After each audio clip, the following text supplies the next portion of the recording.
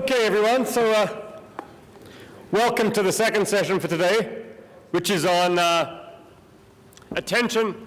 Is there attention without awareness? So the relationship between attention and consciousness, or between attention and awareness, has been an extremely hot topic for the last few years in the science and philosophy of consciousness. Here at the Tucson conference, I think a couple of times we've had sessions on, is there awareness without attention? You know, is there consciousness outside attention? Is consciousness just limited to what you attend to, or is there, background consciousness that outstrips what you attend to? And here, the results on change blindness and inattentional blindness and related phenomena become very relevant. Our topic for today is somewhat different. It's in some ways, the flip side of that question. Is there attention without awareness? So, the prior debate might as well go along with the idea that attention always involves consciousness. There's kinds of consciousness that go beyond it. Here the question is, are there kinds of attention that don't involve consciousness? And here both of our speakers have mapped out distinctive and opposing lines on this question. So I guess it's more or less set up as a kind of debate. Bob is going to take the yes side of the question. Yes, there is attention without awareness. And Jesse's going to take the no side. I mean, it's really nice to have Bob Kentridge here as our first speaker, because he's actually done really some of the pioneering work in this area in his studies on attention without awareness in Blindsight. And I think he might have presented on that topic at the Tucson conference really some years ago now. He's been coming back regularly ever since. So it's great to have him here today. Bob is very well known for his work in the psychology and neuroscience of Blindsight subject. He's been in psychology at Durham for many years, and great to have him to give his latest perspective on the question of attention without awareness. So, Bob Kentridge.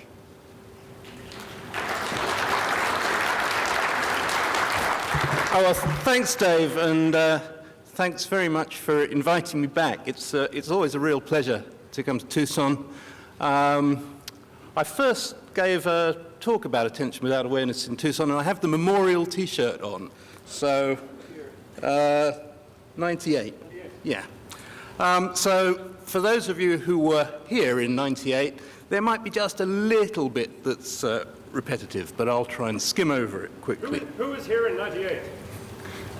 Yeah. Okay, so I'm going to talk about attention without awareness. And I always like starting these things historically. Here, before I start historically, here are the people who I must thank. And I'm going to rush along, so I'm going to thank them at the beginning so I don't forget to thank them at the end.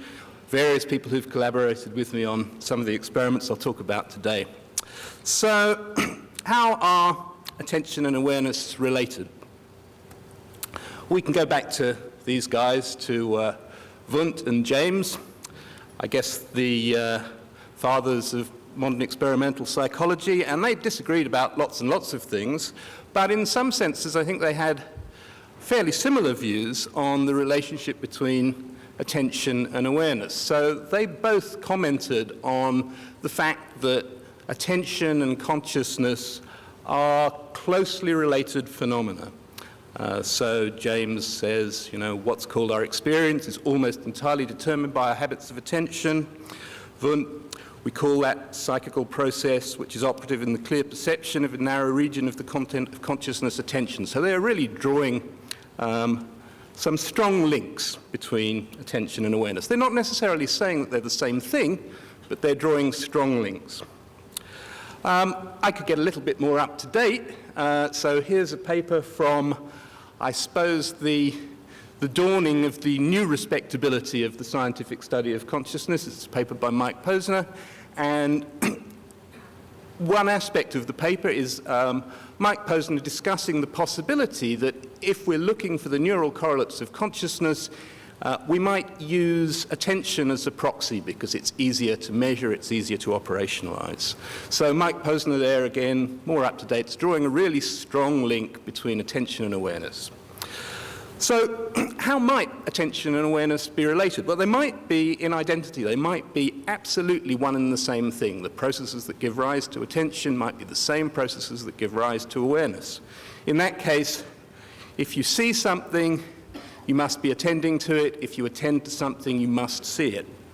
But there are some still close relationships between attention and awareness that could hold, but that don't necessarily imply identity. So there could be a necessity relationship, could be impossible to see something unless you attend to it. There could be a sufficiency relationship. It could be the case that if you attend to something, you inevitably see it. So here's a phenomenon. So you have to look at this picture and see there are some flashes that appear every now and then. There's something else that changes in the picture. Have you spotted it? Okay, look at the median divide. Okay, so this is one version of a change blindness phenomenon, and the explanation, or one explanation posited for your unawareness of the median divide switching between solid and broken is that those little flashing bits of checkerboard attract your attention. And because your attention is attracted to those rapidly onsetting checkerboards, you can't simultaneously be attending to the rest of the picture, including the median divide, and so you don't see it. And that would be an example of evidence that we might use to imply that attention might be necessary for awareness. So it might be the case that unless you're attending, you don't see things consciously. You're not aware of that change in the scene. That's not what I want to talk about. I want to talk about the other potential relationship between attention and awareness. I want to talk about the sufficiency relationship. So I want to ask the question, if you attend to something, do you inevitably see it? Now, if the necessity relation is true and the sufficiency relation is true, then that really means that attention and awareness must be more or less the same thing. I'm not going to argue about the necessity issue at all, but I'm going to discuss whether if you attend to something, you inevitably see it. And I think I'll explain how it was that I became interested in this. So I became interested in it because I was studying, as Dave said, a phenomenon called Blindsight. So that's a phenomenon that you find in patients who've sustained damage to primary visual cortex, and as a consequence of this damage, they're blind in the portion of the visual field that corresponds to their brain damage. But despite being blind, despite having no acknowledged awareness of visual stimuli in this area of the visual field, they can actually do simple visual tasks really very, very efficiently. I think the best example, the best way of getting this across is just to give you a debrief quote from a patient I was testing. So this is a Blindsight patient, GY. He's an experienced patient, and he thought we were doing a really rotten experiment. Said, I'd be none the wiser if you weren't putting any stimuli up just to fool me. I just listen for the beep and press a button. There's no point going on with this. I can't do it. So he's pretty sure that this is an awful experiment and there's nothing happening. Interestingly, on the block of trials that had just preceded this glum quote from GY, he'd got about 95% of the discriminations correct. And in a little while, I'll actually show you the experiment that this quote applies to. One thing that we were doing with GY, with this patient, is we were trying to map the spatial extent of his blind sight. So how far above his direction of gaze did his blind sight persist, how far below, how far out to the side, and so on. And so we were testing a whole series of different locations in his visual field. And here's another interesting debrief quote from GY. So when I'm testing neurological patients, I like talking to them about their experiences, and here's one of GY's debrief quotes. And he said, when I realized that you were testing high up in the visual field, I tried to attend up there instead of the midline. You usually just test me with stimuli sort of straight ahead, but I realized you were putting the stimuli high up in the visual field, I tried to attend up there. And that seemed to me to be a pretty strange thing for him to say. So he's saying he was going to try and attend to a region of space where he had no experience. And I didn't really know much about awareness, consciousness, the relationship between attention and awareness at the time, but I knew enough to realize that that was a strange thing for him to say. So we took Mike Posner's absolutely standard spatial cueing paradigm, been used in the experimental study of spatial attention for 35 years. In this paradigm, we start out with a display where there's a spot in the middle of the screen, and we ask our subject to fixate the spot, and then an arrow appears, and the arrow indicates the likely location of an upcoming target. The arrow disappears, and then there's a target on the screen, and in this task, the subject's task is to report whether a line presented on the screen is horizontal or vertical. And in this case, you can see the arrow is indicating the likely location of the target truthfully. And the target, as I say, might be horizontal, might be vertical. But we also have some trials where the target appears in a misleading, in an invalid location.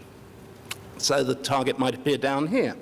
Again, might be horizontal or vertical. And of course, the arrow could point in different directions. So the crucial thing that we compare is the performance when the cue, the arrow, accurately predicts the location of the target, and trials where it is misleading. And if there's an effect of spatial selective attention, then we'd expect performance to differ between those two conditions, so to be better when the arrow is truthful compared to when the arrow is misleading. For an experiment in Blindsight, we have to modify the procedure ever so slightly. The patient that we tested is only blind in half of his visual field, so he can see in central vision perfectly normally. So he can see the arrow, so we don't have to do anything about that, but he's not going to be able to see the targets that we present in his blind field. And so our modification to Posner's paradigm is simply to sound a tone at the point that the target is presented, and the subject's instruction is to report, or to guess, because that's what he says he's doing, to guess whether the line is horizontal or vertical as soon as he hears the tone. We've done quite a lot of versions of this experiment. I'll show you some data from the last of this set. So here, first of all, are the effects of cueing on accuracy. So how good is he at actually telling whether the line's horizontal or vertical? And we've got what are called two different stimulus onset asynchronies, so time intervals between the initial presentation of the cue and the presentation of the target. For both of them, though, you can see that when the cue is misleading, it's telling him the target's somewhere where it actually isn't going to appear, then his accuracy is slightly worse than when the cue correctly predicts the location of the target. All of these performances, all of these levels of performance are way better than chance. So this is an example of GY discriminating some simple visual property, but in the absolute absence of awareness. And it's actually this experiment that the quote I showed you earlier was from. So this is where he's getting things 80% correct, I think, in that block, and yet denying that there's anything going on in his vision. There isn't, however, any statistically significant difference between the valid and invalid cue conditions for accuracy. That's not the case, though, for reaction time. So here's the effect of cueing on reaction time, and you can see now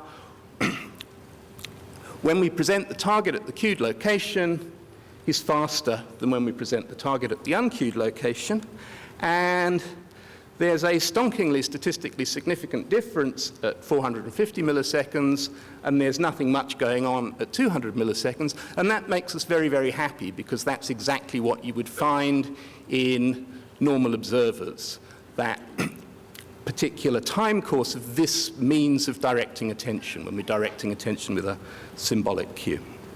So I could stop now, but it says I've got 17 and a quarter minutes to go. So we could say, okay, well, we've demonstrated that attention is not a sufficient precondition for awareness. Go home. But it's true, it's in blindsight. It's in a rather rare neurological condition, so perhaps we can't generalize. Brief digression. A friend of mine, Catherine Talon-Baudry in Paris, and her colleagues, some of whom, if you know the attention literature, you might realize know something about attention, essentially replicated this experiment in the same patient, but using magnetoencephalography to measure neural correlates. One tweak that they did was that we tried very hard to make sure that GY was completely unaware of our targets. They used very high contrast checkerboards that flashed on and off, and if you do that with a blindsight patient, then sometimes he will say, well, I didn't see it, but I sort of know I'm not guessing. And so by using that manipulation, Catherine was able to manipulate both attentional conditions and conditions of reported awareness in the same study. And when she did that, she found that there were different components of the MEG signature that correlated with attention and with awareness in blindsight. So the neural correlates of attention and awareness, in blindsight at least, differ. But as I said, blindsight is a rare neurological condition. Perhaps we can't generalize. So is the dissociation a peculiarity of blindsight? So here's another experiment, and this is an experiment which we conducted with normal observers, with undergraduate students, as one does. We used a phenomenon called metacontrast masking, and this is a means of rendering a stimulus invisible. And so in this procedure, again, we fixate on a spot in the middle of the screen, and somewhere away from fixation, we present a colored disk. And in fact, the colored disk and the background have the same brightness, and the colored disk is pretty desaturated. It's very pale. Then that colored disk is only on the screen for a very short time, 30 milliseconds or so. There's a short gap, again, 30 milliseconds or so, and the disk is then replaced by a ring, colored ring, and the inside edge of the ring corresponds spatially with the outside edge of the disk. If you set up the timing correctly, the disk becomes invisible, so you really can't see it. And I remember when I was programming this experiment, at one point I thought, you know, I've done something wrong in the programming, there's nothing actually there, and I had to then turn all the contrasts up so I could see there really was something there. So you can get really effective masking like this. There's another interesting thing, though, that you can do with this phenomenon. If you ask people to report the color of the ring, and remember that's what they see perfectly consciously, it's influenced by the color of the disk, which they don't see. So there's a priming effect. If I measure how quickly people report whether this ring is red or green, they will be faster if the disk that precedes it is the same color as the ring. So we can measure behaviorally the effect of processing an unseen stimulus in normal observers. So what we did then was, I think this is my most complicated slide, is we constructed an experiment like this. So let's work backwards. So the subject's task is to report the color of rings that they see on the screen. Here there are two rings, they're both red. And in this experiment, the rings are either going to be both red or both green. And you can see a little bit beforehand, they're presented with these two disks, these two primes, one of which is the same color as the rings and one of which is a different color. And if the masking works okay, they won't see those two primes. And then sometime before that, we present them with an attentional cue, an arrow. And the arrow is meant to direct their attention either towards the prime that is the same color as the targets or the prime that's a different color. And so the logic of the experiment is that if we have succeeded in directing their attention and hence changing the extent to which one of these primes is processed relative to the other, we should be able to see the proof of the pudding in terms of the speed with which they report the color of the rings. So the prediction is that if we've actually demonstrated an attentional effect, then when the arrow points in the direction of the congruently colored prime, the matching colored prime, then reaction time to report the colors of the rings will be quicker than when the arrow points to the incongruent prime. Are you with me? That is the worst slide. The difficulty with this experiment, particularly for my poor subjects, is that if there are always two rings whose color they have to report on the screen, then in fact the arrow doesn't help them solve this task at all, because it doesn't matter in terms of reporting the colors of the rings whether they're attending down here or up there. The two rings are always both the same color. And if you do an experiment like that, people will soon learn to ignore the arrow. So poor subjects, we had to, as well as running trials that allow us to do our critical test, we also had to run an awful lot of trials where in fact there's only a single ring, and we arrange things so that the arrow actually is predictive of the location of the single ring. And the poor old subjects, because of this experimental design, had to do, 5,000 trials in order for us to get enough trials of the critical dual target condition. So here are the results.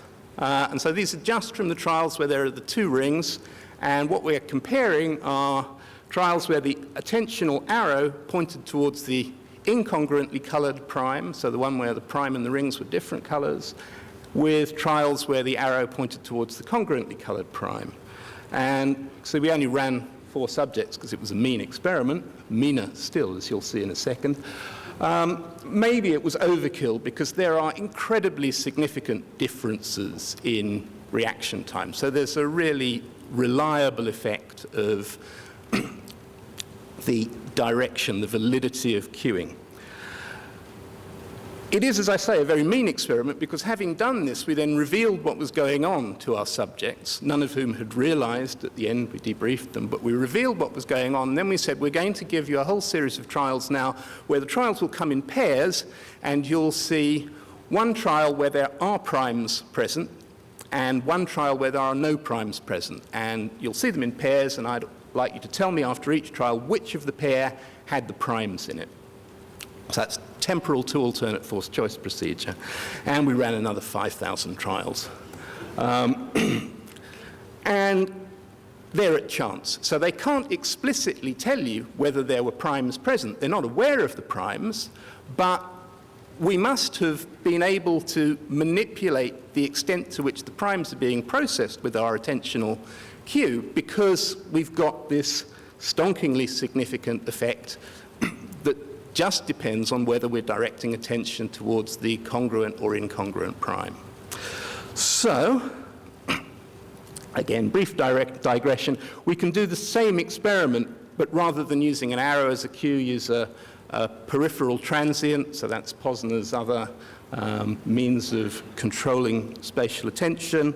And this is not quite such a horrible experiment because attention should be captured automatically by a transient like that, so we don't have to do all of the extra single target trials, so we can run rather more subjects. Here are the results from the second phase of the experiment. You can see there's one guy who actually can tell when the primes are presented, so we removed him.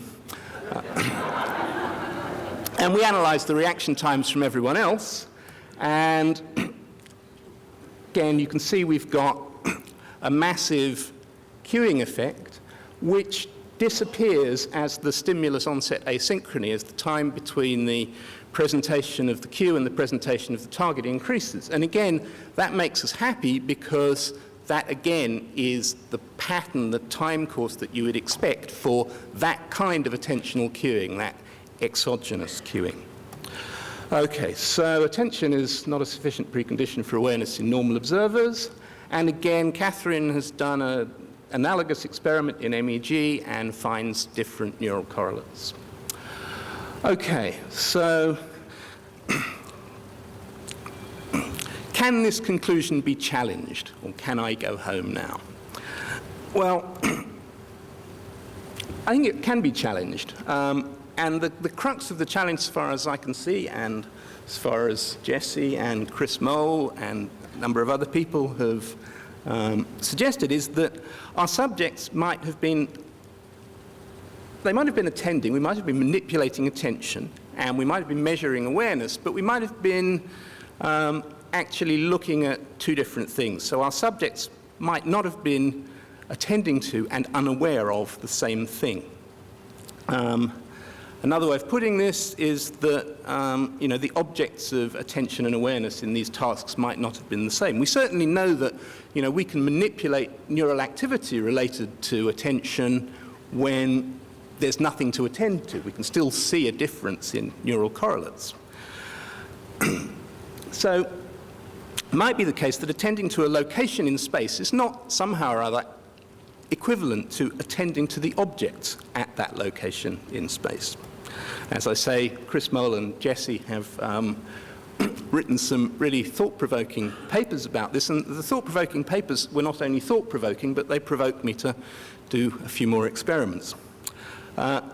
So here's the last set of experiments on a phenomenon called object-based attention. And I'll just take you through a basic object-based attention paradigm, Egley, Driver, and Rafal. And so here we've got fixation spot in the middle of the screen, and you can see there are two boxes, two objects present in the display. We present a prime, so just a light that suddenly flashes on, but then our subject's task is to report the color of a subsequent target. And the target could appear at the same location as the cue. It could appear over there, could appear over there. The interesting thing about this arrangement of objects, cues, and target locations is that this invalid target location and that invalid target location are equidistant from the cue. And what Egley, Driver, and Rafal discovered is that if the target is actually in the same object as the cue, you're a little bit faster than if the target is in a different object. So that suggests that in this paradigm, the unit of attentional selection isn't simply a spatial primitive. It's not simply the Cartesian, the retinal coordinates of the cue in space. It's actually the object. So these objects have been pre-attentively processed by the visual system, and it's the object that attention is being directed towards. And you can see here, this is typical data. People are quickest to do the color discrimination when the target appears actually at the cued location. But there is a difference between these two invalid locations, the within object and the between object. It's usually not a very big difference, but it's consistent. So here's our experiment. We start out with a display like this with randomly oriented little Gabor patches, little grating patches. And then after a little while, all of the grating patches resolve to produce a pair of objects. So you can see we've got two horizontal objects, and the objects are defined by the fact that they contain vertically oriented patches. The background is created of horizontally oriented patches. And we've got little gaps where we can present our cues and our targets. So far, so good. So now the interesting thing that we do is we make the objects invisible. So what we do is every 30 milliseconds, we rotate the orientation of the patches by 90 degrees. So all the patches in the background rotate by 90 degrees, all the patches in the objects rotate by 90 degrees. Means that there are always objects defined on the screen. So there's always a contrast boundary, an orientation contrast boundary around the objects, but they're actually alternating too quickly for you to be aware of this. And so what you see in a display like this is a display of little flickering checkerboards. So we ran this experiment, standard Egley, Driver, Rafal experiment, with our observers. We asked them after a block of trials what they'd seen. Here are the questions. They report that really all they see are the flickering plaids. There's no sense that they might be seeing the objects. But here's the reaction time data. So there's a really significant, again, consistent reaction time advantage when the target appears in the same object as the cue, even though the subjects haven't seen the object. So the object is the unit of attentional selection, but it's invisible. So there's something invisible that's been selected. Could we have got something wrong? So could some simple form of spatial selection still account for the effect, something that's not object-based? Well, I suspect that in the original version of the experiment, and in the Egli-Driver-Rafal experiment, this is possibly the case.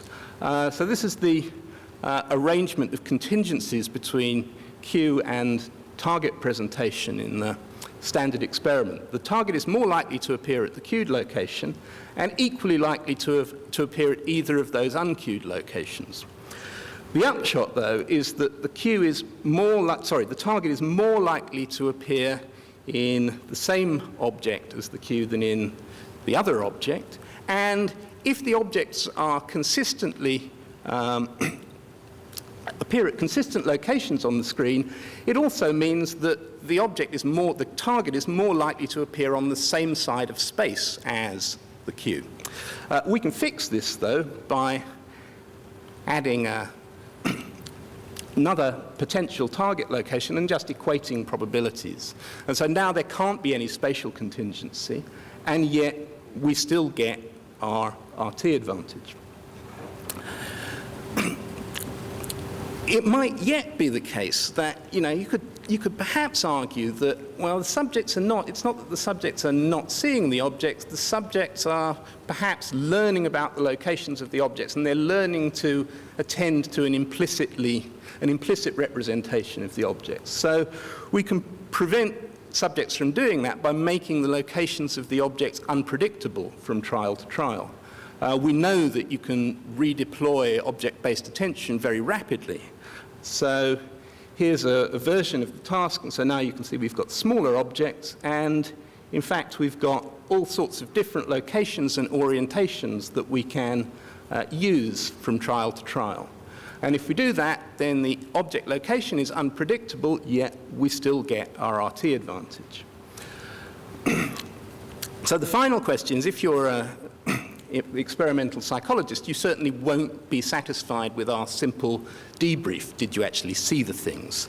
So we did some signal detection experiments. So there's a signal detection experiment where we ask subjects to report whether they believe there are objects present in the display and give a rating, and we can then do a signal detection analysis, and a D alpha of something more than 0 implies that they are capable of detecting the presence of the objects, and you can see that D alpha, D prime is not significantly different from 0. We can make the parity between the attention task and the awareness task absolutely explicit by asking a different question. So now the explicit task that we're asking about awareness and the basis of the attentional effect are identical, and still these D primes are 0, still we have an attentional effect. So to conclude, 1 minute 36 over, attention is not inevitably accompanied by awareness, and that's true in Blindsight, it's true in normal observers, it's true whether attention is under exogenous or endogenous control, so whether we're using arrows or peripheral cues. It's true whether attention is directed at locations in space or at objects.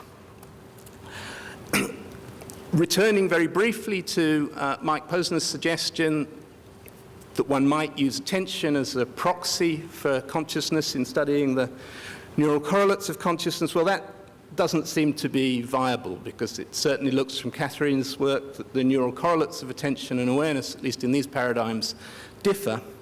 And finally, and I guess this is for neural correlates aficionados, that object-based attention experiment really suggests that attention can be acting in relatively anterior areas of cortex, so not just in early extrastriate areas and in the ventral stream, because we know that the locus of selection in that kind of object-based attention is in lateral occipital cortex in area LOC.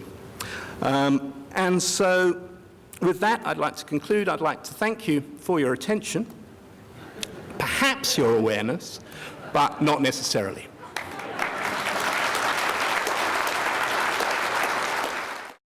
Okay, so it's, for our second talk, it's a pleasure to have Jesse Prinz.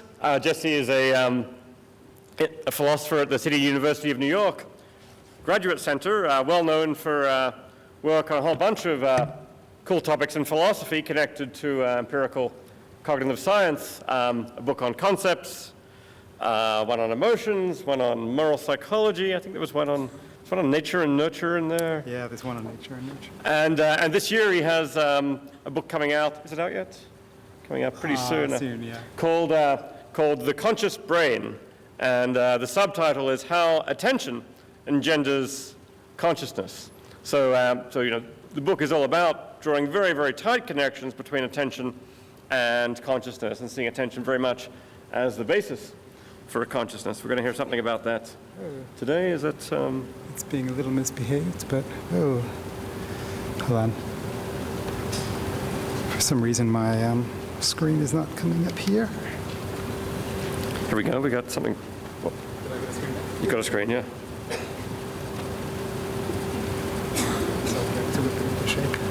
Okay. Huh. Yeah, are we good to go? Yeah. Have you got the screen? Yeah, it's just my mouse is a little anarchic right now. Okay. What is the title of your talk, by the way? That's a good question.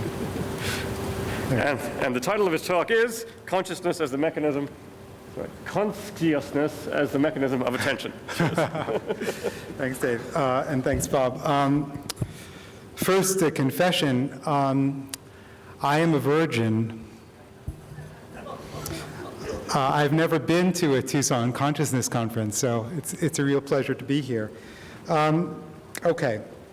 I want to begin by saying a little bit about what attention is, because I think in debates about the contribution of attention to consciousness, we often get bogged down in spurious disagreements because people have simply defined their terms differently. And maybe by presenting my definition of attention, we'll see that there's more common ground between Bob's views and my own, which I think would be a happy outcome. So I think there will also be some residual disagreements. So for me, attention is a process by which information and perception becomes available to working memory. So it's a kind of gatekeeper that allows information to propagate forward in the nervous system. And thinking about attention as something that changes, that modulates activity in a way that allows for information flow. We can capture the idea that attention can be both bottom-up and top-down. So a stimulus, as in the case of pop-out, can capture our attention, or in the case of visual search, or other strategic processes, we can choose to attend to things. Both of these share a common denominator. Both with pop-out and visual search, information is becoming available to working memory. It's worth noting in passing that attention can also be focal or diffuse. A lot of information can be brought in a degraded way, perhaps, to a working memory at once, or sometimes a single object can be selected from a complex field. So attention can be varied in its scope. There's a lot of literature suggesting that attention and consciousness seem to correlate, and I'll begin by talking a little bit about correlation, and then we'll get deeper into the necessity and sufficiency question. So with respect to correlation, it's also useful to say a little bit further, a little bit more about what attention is at a cellular or population level. I have been skeptical for years about the idea that synchrony of the nervous system is related to consciousness, and I'm no longer skeptical. So there's a lot of work, though controversial, suggesting that a neural correlate of attention is synchrony, and perhaps even synchrony within the gamma band. So this is just a slide from Freeze showing that if you torture a monkey and get it to attend to different gradients, you can show that when it's attending to one, you'll see synchrony for the corresponding cell population in the visual stream. And I think this kind of change in attention, change in cellular response is modulated typically by structures in parietal cortex. They're not always. And we know a lot about what goes on even at a cellular level, at the level of ion channels, when this modulation takes place. We know, in other words, how gamma arises. We also know what happens when these changes take place. There can be changes in modulation, including an increase in coordination and synchrony, as well as spiking at the gamma band. I think this process, this gamma process, makes information available to working memory, but doesn't guarantee that it actually gets encoded in working memory. For that, other cellular processes are involved, and there's some evidence that theta band activity is associated with working memory encoding. But the basic circuit that says you use parietal control structures to modulate the perceptual centers so that they propagate information forward to lateral frontal cortex, a seat of working memory, I think is a very good candidate for the circuit of consciousness. And you see this again and again. So if you look at studies that contrast conditions of awareness as opposed to unawareness, you tend to see data that look like this. You see that when changes are detected in change blindness, parietal cortex, that's attention, and visual cortex, and lateral frontal cortex, that's working memory, all seem to arise. You see that in cases of masking, that same circuit, so it's attention, working memory, and perception. You see it in cases of detection in attentional blink, a phenomenon I'll come back to in a second. And you see it when people with blindsight report visibility, report that a stimulus is visible. So under certain conditions, as Bob mentioned, when a stimulus is presented to someone with blindsight, they'll report visibility. When and only when that happens, you see, in addition to perceptual response, parietal cortex attentional response, and dorsolateral prefrontal cortex associated with working memory. That's been known for some time. It's been replicated in some recent work. There's some work even suggesting that this change is associated with gamma band activity, though I won't go into the details of that study. It relates to some of the complications that Bob mentioned in his talk. If you just look for gamma in consciousness without looking at attention specifically, you also see evidence that gamma is associated with consciousness. This is an animation from Gaillard, and what we're looking at here is the increase in gamma activity after onset of the stimulus. And what you'll see is there's a ticker showing how long after the stimulus, and about 150 milliseconds in, you start to see these huge bursts. That's increased gamma band activity. So basically, we get this correlation that says consciousness is associated with gamma, attention is associated with gamma, and it follows from this that attention is associated with consciousness. So there's this big body of kind of correlational work that I think is quite impressive.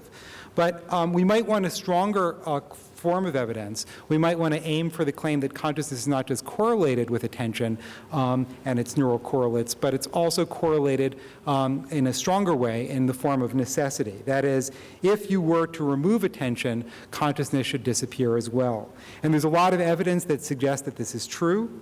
One very well-known family of findings concerns visual neglect. So for a person with neglect, these two very different houses might appear the same, and that is they're having no experience of the left-hand side. And this failure of experience is associated with damage to structures in the inferior parietal sulcus, also sometimes in the frontal eye fields, both of which are associated with the allocation of attention. So you remove attention and you seem to remove awareness. And that seems to be support for a necessity claim. You can show this in healthy subjects. I mentioned attentional blink before. So if you present somebody with a pair of targets that they need to find in a rapid sequence, after detecting the first target, the second target is often rendered invisible. The first target seems to capture attention, making it impossible to see the second one if it appears very shortly afterwards. And this has been thought of as an attentional, a form of blindness brought on by inattention. So there are certain models of how backwards masking works that appeal to attention. So it's really puzzling, if you think about it for a minute, that masking should work at all. Why is it that a stimulus needs to be present for a certain duration without being followed by something in the same area of the visual field in order to be experienced? Why should a temporal duration matter? We know that masked stimuli are getting into the nervous system, so why do they need to stick around for a certain period of time?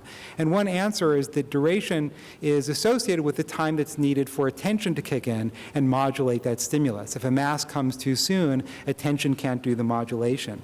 And one way to show this is to demonstrate that masking works even if the mask doesn't cover the region that was occupied by the original stimulus. So if you present a stimulus quickly followed by another stimulus that's simply surrounding that original stimulus, the first stimulus will be rendered invisible.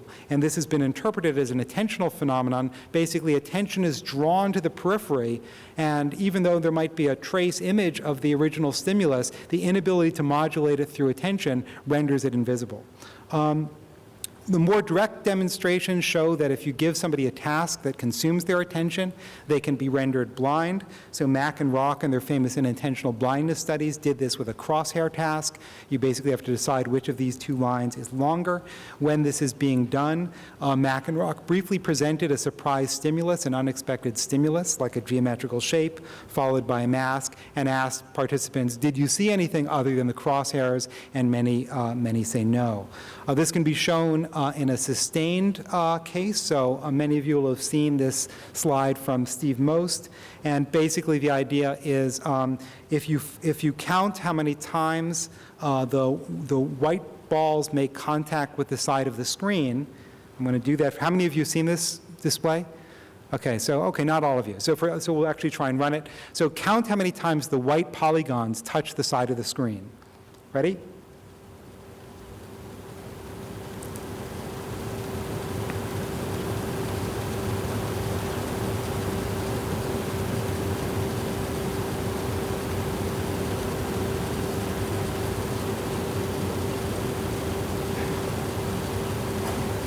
How many times? 6, 4? Anyone more than 10? We have some precocious counters in the center. How many of you did not see the red cross? Raise your hand if you did not see a red cross. Okay, so a fair number of you. I'm going to play it again. And what you're going to see is that there's a red cross that goes along the center of the screen. And it's there for 5 seconds. So it's present there for 5 seconds. It's a different color than the rest of the objects. It's moving on a different trajectory. It's a different shape. It's a different level of luminance, yet it's not seen because attention is consumed by the counting task. So this seems like inattentional blindness can occur even for a stimulus that's present for a long period of time, which counts against the view that we're simply experiencing these rapidly presented stimuli and forgetting them. It doesn't look like it's a particularly forgettable stimulus. So removal of attention seems to eliminate awareness. Here's a more controversial case, but some people have claimed that this phenomenon, which is called motion-induced blindness, also involves removal of attention. So I'm going to start this animation, and what I want you to do is simply stare at that green flashing light in the center, and what you're going to experience is the disappearance of those yellow dots. The dots will spontaneously disappear. Are they disappearing? So raise your hand if the dots are disappearing for you. Okay, so it's working. It's been theorized by people like Bona and others that the grid in the background is capturing our attention, making it very difficult to allocate attention to any one of those yellow dots. If you focus on a yellow dot, it will not disappear. So attend to a yellow dot, it remains fixed, but if you just attend to the center, the blue seems to capture attention, making those dots disappear. Removal of attention seems to remove consciousness, but one can also argue for sufficiency. And one would do that by showing that when attention is present, consciousness seems to be present too. So for instance, when doing their inattentional blindness studies, Mack and Rock found that certain stimuli were always consciously perceived. And the stimuli that had this characteristic were ones that are known to capture our attention. So if you present a very attentionally striking word, an emotionally charged word, if you present a smiling face, or if you present the participant's own name, it's always consciously experienced. So it's a visual analog of the cocktail party effect. You can't not see your own name. It's like if you ever walk down the street and see a cafe or a bar that has your name in it, it just immediately grabs your attention, and it comes into awareness. So awareness seems to occur when attention is captured. So how many of you saw the black sheep? Okay. How many of you are confident you saw each and every white sheep? Probably not. Maybe some of you did. This is maybe becomes a philosophical debate. But the black sheep captured our attention because it was a case of pop-out. It contrasted with the surround, and as a result, you consciously experienced it. If one of those white sheep had had, like, missing legs or something, you might not have noticed that. I won't tell you if that's true. There's a well-known phenomenon, binocular rivalry, that you all know about. When you're presented with two different stimuli, one in each eye, you experience one or the other, not both. It has been shown in numerous ways that if you bring attention into one hemifield, into one eye, you can determine which of the two stimuli are consciously perceived. So shifting attention shifts the reported percept in binocular rivalry, again suggesting that attention is sufficient for consciousness. So we have lots and lots of evidence of very different kinds suggesting that attention correlates with consciousness, it's necessary for consciousness, it's sufficient for consciousness, but there has been some resistance. So in the last 10 years, there has been a veritable cottage industry of researchers trying to find dissociations between consciousness and attention. And a lot of this work is extremely impressive and illuminating. I think the equation of consciousness and attention can withstand these critiques, but seeing how and why is instructive. So what I want to do now is give you a little tour of research that dissociates or claims to dissociate consciousness and attention, and will culminate with some of Bob Kentridge's really excellent work on this question. But let's begin with necessity. So if you doubt that attention is necessary for consciousness, you want to hang out in this quadrant of our logical space. That is, you want to show that there are cases where you remove attention but consciousness remains. And various people have tried to do this. I'll just mention one study, since it's the sufficiency claim that's the focus of our session. But consider this study by Reddy and colleagues. People are presented with an attentionally demanding task. So in this case, you just need to find the L in a sea of T's. And as you can see by doing it yourself, it's possible to do, but it consumes your attention. And while this is going on, Reddy and collaborators very briefly flashed a stimulus, in this case the face of a celebrity, followed by a mask. And they asked participants afterwards if they saw the face and whom it was. And it turns out people are very, very good at this. And Reddy concludes that this might be a case of perception in the absence of attention. Attention has been conscious perception in the absence of attention. Attention is consumed by the central task, but people still have no difficulty reporting the face. That suggests they're consciously perceiving it without attention. What should we say about this? Well, the first thing to say is that in all the published reports on this, the authors have described this not as the absence of attention, but the near absence of attention. And the reason for that is referees simply won't let them get away with calling this a case of no attention. The reason for that is participants in these experiments are instructed that there will be a briefly flashed stimulus in the periphery. They know that they're supposed to look for this. In other words, the task demands require monitoring for a stimulus other than that very demanding task in the center. Mack and Rock already discovered a dozen or more years ago that if you give subjects instructions to monitor the screen for another stimulus, inattentional blindness disappears. It only works with a surprise stimulus. And the reason for this is we can allocate attention in a diffuse way. So even if you're engaged in a focal task, if you know that you need to monitor the scene for some change, you can do that, and you can do that quite effectively. But another thing is that the stimuli in these cases pop out. So why did this work and Mack and Rock's study didn't work? That is, why are people conscious of the Tom Cruise face when they weren't conscious in the inattentional blindness studies? And the answer is Tom Cruise is a face, which is a very important stimulus. It's a smile, which is a very important stimulus. It's a celebrity, which is a very important stimulus. In other words, it's the kind of thing that pops out. And in fact, when Reddy and all did this with animals, they had the same effect. People tended to see the animals presented in the periphery, but when they did it with geometrical shapes and colors, the effect went away. That is, people were inattentionally blind for those stimuli. So it suggests that if you have a stimulus that captures attention, of course the dual task phenomenon won't work in generating inattentional blindness. So that's at least an illustration of a case that tries to get a dissociation with respect to necessity, and I think it's not in the end convincing, as interesting as the results may be. But I want to really spend the last bit of time focusing on the main theme for our session, which are cases of attention without consciousness. So if you doubt the sufficiency of attention for consciousness, you want to hang out here. You want to show that you can have a case where nobody is conscious, where your participants are not conscious, but nevertheless there's some evidence that they're attending. And no one has been a better and more inventive champion of this research program than Bob Kentridge, so it's a very special pleasure to be sharing the podium with him today. And what I'll try and do is now basically refresh your memory on some experiments he just told us about and explain why I think in the end of the day they don't establish what they purport to, though they may establish things that are interesting. So first, recall the experiment with GY, the famous Blindsight patient. So GY is presented with a stimulus that includes a fixation point and a cue. The cue is an arrow pointing in one quadrant of the visual field, including quadrants that are blind for GY because of the damage in his striate cortex.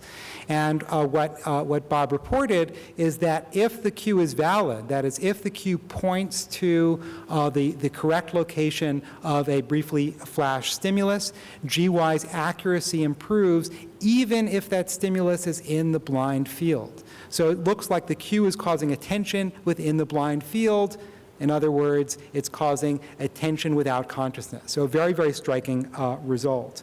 And I think the main thing to say about this could be an orienting response rather than an attending response. And what I mean by this, I'll say a little bit more about it in a second, but just to get you going on this idea, it could be roughly that GY shifts his gaze or something like that to that quadrant rather than shifting his attention. After all, if his gaze shifted, that is, if he was looking there, or even if he formed a motor plan to shift his gaze to that location, and then a stimulus is presented there, the likelihood of successful detection and the speed of successful detection will both increase. Now, why think there's any orienting in GY? Well, we know that antecedently. Not only do we know that antecedently, Blindsight was discovered because of intact orienting.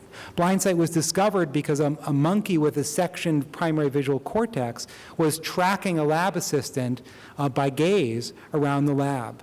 So we know that looking is very much intact in Blindsight. We even know that grasping is intact in Blindsight. In fact, if you look at the tasks where they really perform at ceiling quite consistently, the ones that seem to involve some sort of motor action towards the stimulus are the best. Those are the ones where the visual ability remains most intact.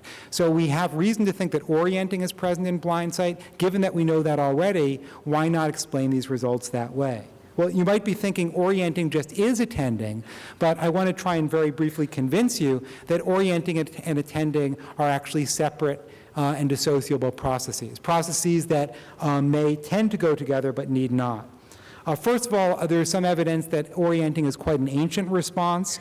So you see it in insects, you see it in cephalopods, you see them shifting basically their sensory apparatus in a way that's stimulus relevant, even when they don't show clear evidence of attention. There is a very distinctive function of orienting with respect to attending, or in comparison to attending.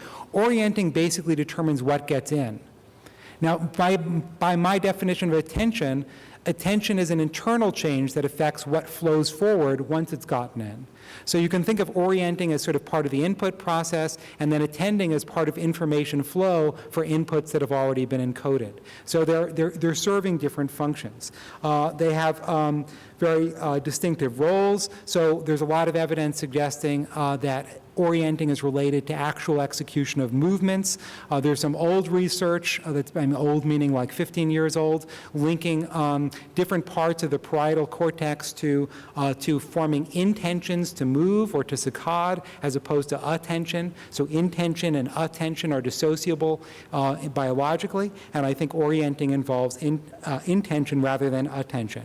They're behaviorally dissociable, so Posner and others have shown for decades now that you can say look in one direction while attending in another. And and they're anatomically separable. So if you look at the parietal cortex, more superior areas seem to be associated with intending or orienting, more posterior areas associated with attending. And if you look cell by cell and the little arrow pointing to where the cue will occur, that can increase this effect. So the data basically look like this, and if you just pay attention down there, that's the main result. The main result shows that if an arrow is pointed to where that circle is going to appear, the priming effect is increased. And this looks like a case, again, of attention without consciousness. Why? You're attending to the circle, but you have no conscious experience of it. But again, I think it could be orienting. Now, why I think this is orienting?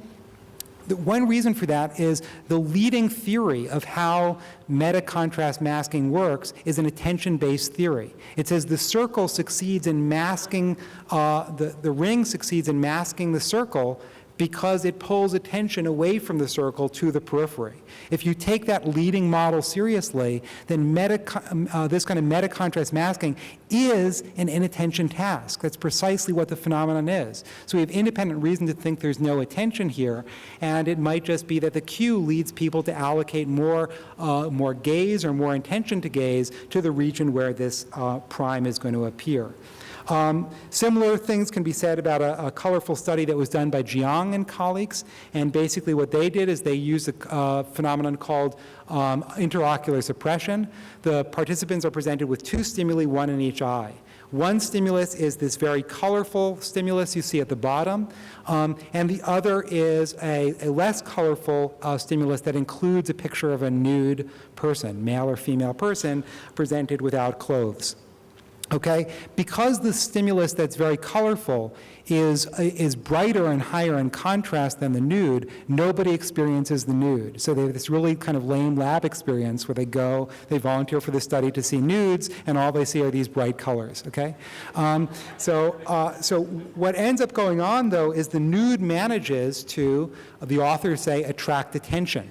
Even though it's invisible, it's causing a shift in attention. And they show this by a stimulus detection task. After staring at this nude, this invisible nude for a while, you're presented with a stimulus that's either where the nude was located or in a different location. And if the stimulus is in the same location as the nude, people are faster and better at detecting it. Again, this looks like attention is being allocated without awareness. You're attending to the nude, even though you don't see it. But I want to suggest again that this is just orientation. And the reason why I think this is orientation and not attention is there's a lot of evidence that the basic biological and behavioral signature properties of attention are not present in this case. In cases of interocular suppression, we know that there is no gain in the ventral system, suggesting an increase in metabolic activity associated with the stimulus, and that's a well-known neural profile of attending. You see no increase in gamma band activity, and as we saw already, gamma is associated with attention, and you can show that gamma is not present for the stimulus that's not experienced in interocular suppression. So the signature property at the neural level is not present. And of course, behaviorally, there's no availability. People don't report the nude. So if consciousness is availability, this looks like a stimulus that's radically unavailable, suggesting that, again, there is no attention available in this case. To put it simply, the bright, colorful stimulus consumes all of our attention, and as a result, we end up not experiencing the nude, but we can still orient to it or form an intention to shift our gaze there, and that could explain performance. And I want to end by a few remarks on Bob's newest work. And I want to preface these remarks with the following words of praise.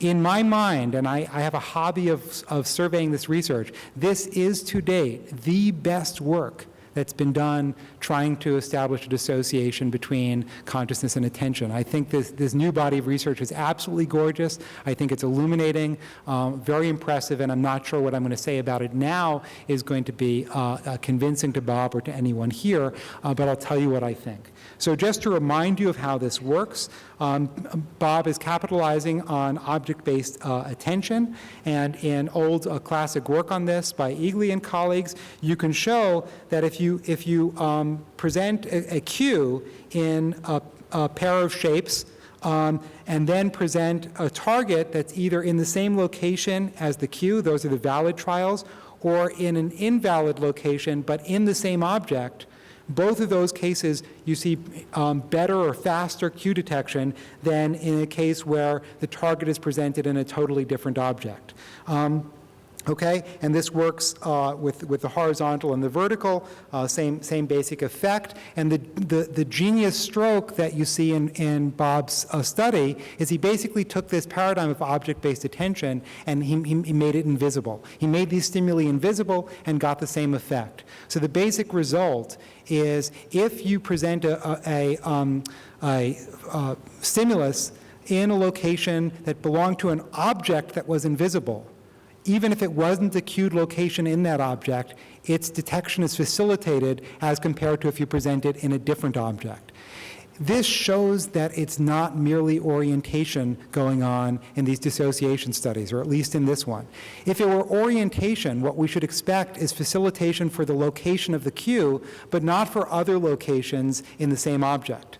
But this shows that there's a spread of information processing to the entire object, so it's not mere orientation to a specific location in space. Does this establish once and for all that there can be attention in the absence of consciousness? I don't think so, but these replies are preliminary. In fact, I learned about this research only last night, and it's not Bob's fault. He told me about it weeks ago, but I managed to not listen. One possibility is there could be a kind of orienting that's object-specific. If you think about how the dorsal stream works, and you think about all this work on visually guided action, a lot of that action takes into account the specific geometry of the objects that are presented to us. And it does so in a way that seems to be somewhat independent of awareness. So if we have a large body of research that we can orient our bodies, we can orient our hands, we can maybe orient our saccades in a way that's sensitive to object boundaries through the dorsal stream, which is not associated with consciousness, then that might be some evidence that this could be driven by an orienting process, but we need to expand our notion of orienting to include this new idea of object-based orienting, an idea that doesn't yet exist in the literature but is worthy of exploration. Another possibility is that attention is involved, but attention involves multiple stages of processing, and not every stage is present. So think about attention as involving at least these two stages. There might be a selection of a stimulus first, that's stage one, and then that stimulus might be rendered available to the perceiver.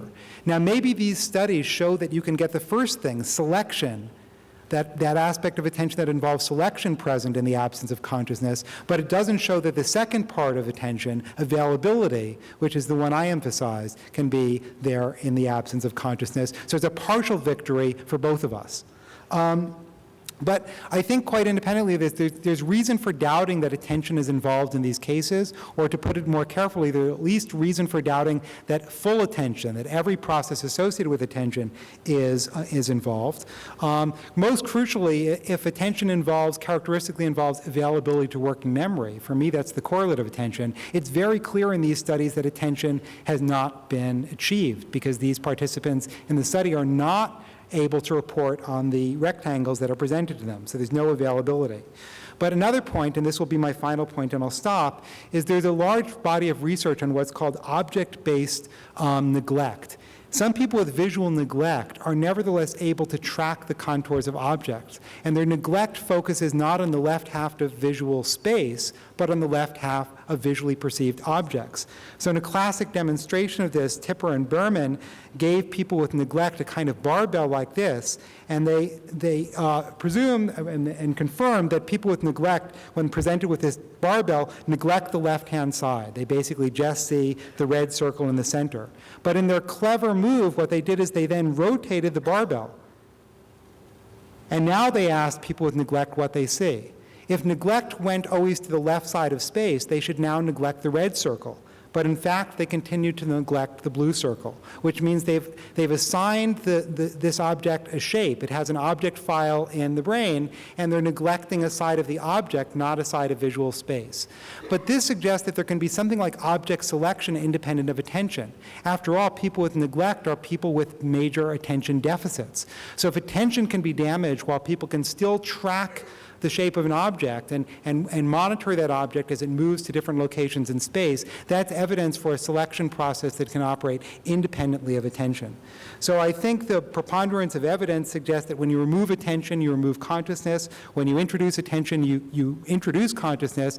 And the alleged associations, while illuminating about the basic processes by which information is made available in the mind-brain, don't establish any firm counterexamples to the equation. So I think that basic circuit where you see perception, attention, and working memory continues to be our best candidate for the systems level neural correlate of consciousness, which is to say consciousness might just be attention. And I'll leave it at that and make our little circuit head smile. Thanks.